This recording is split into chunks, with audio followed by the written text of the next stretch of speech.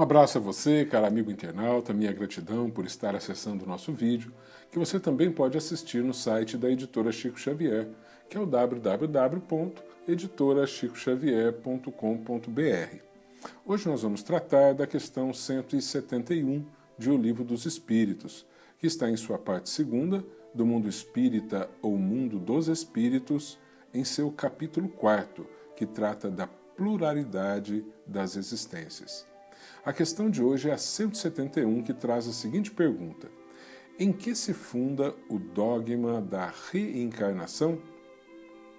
E os espíritos responderam: na justiça de Deus e na revelação, pois incessantemente repetimos: o bom Pai deixa sempre aberta a seus filhos uma porta para o arrependimento.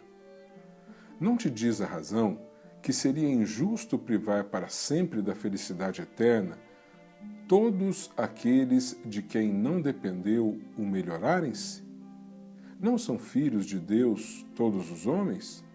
Só entre os egoístas se encontram a iniquidade, o ódio implacável e os castigos sem remissão. Então essa é a resposta dos espíritos. E tem um comentário até grande de Allan Kardec, que nós também vamos fazer a leitura, porque é importante para o nosso aprendizado.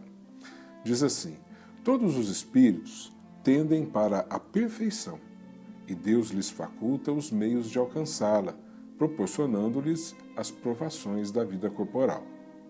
Sua justiça, porém, lhes concede realizar em novas existências o que não puderam fazer ou concluir numa primeira prova.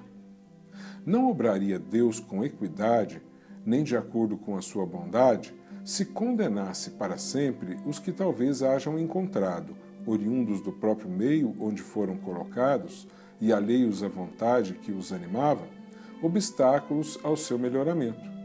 Se a sorte do homem se fixasse irrevogavelmente depois da morte, não seria uma única a balança em que Deus pesa as ações de todas as criaturas, e não haveria imparcialidade no tratamento que a todas dispensa.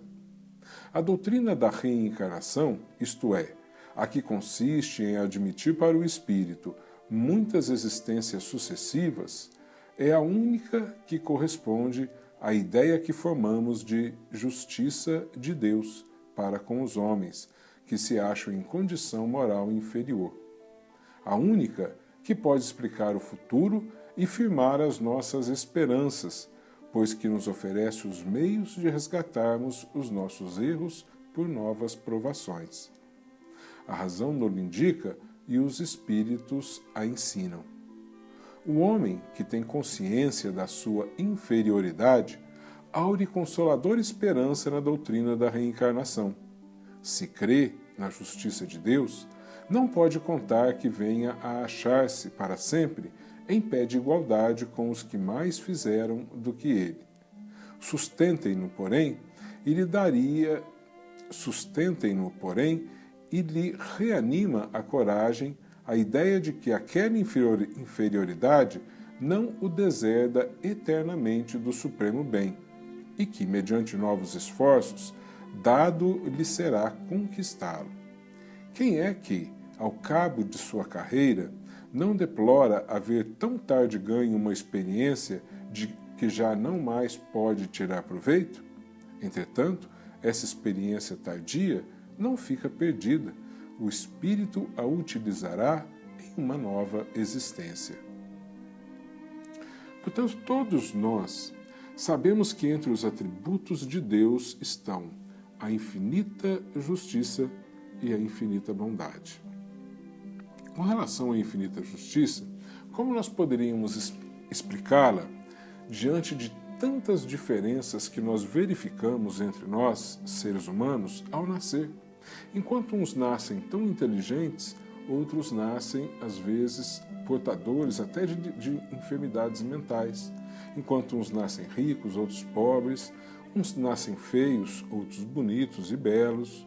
Uns nascem em seio de famílias totalmente desequilibradas e violentas, enquanto outros nascem no seio de famílias religiosas, equilibradas, que buscam dar uma orientação, famílias participativas e sérias.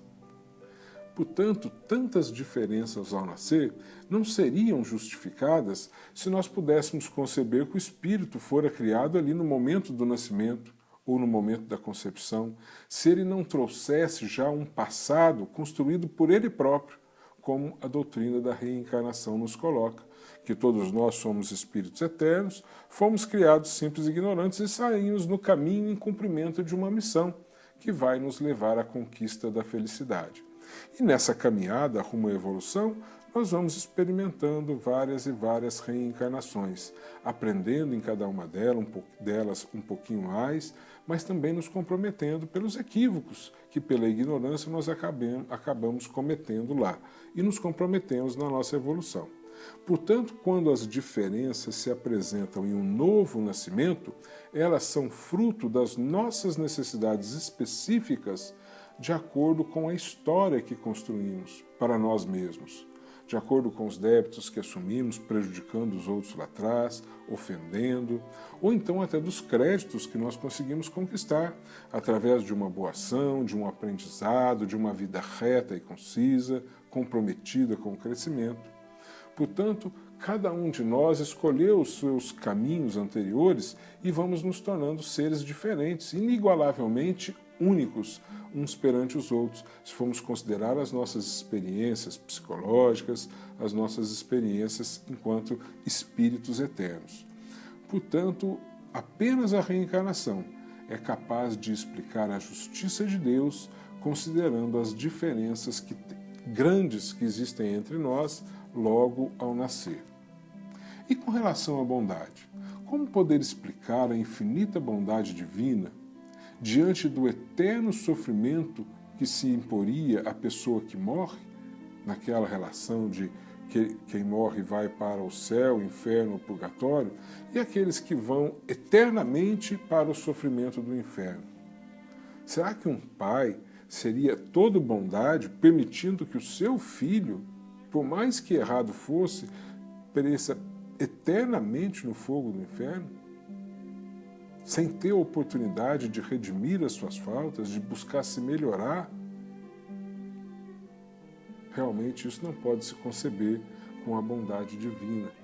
Nós temos que buscar a compreensão de que mesmo um pai humano, com toda a inferioridade que possa ter, ele tem a grandeza e a capacidade de perdoar os seus filhos, porque Deus não o faria em condições muito melhores.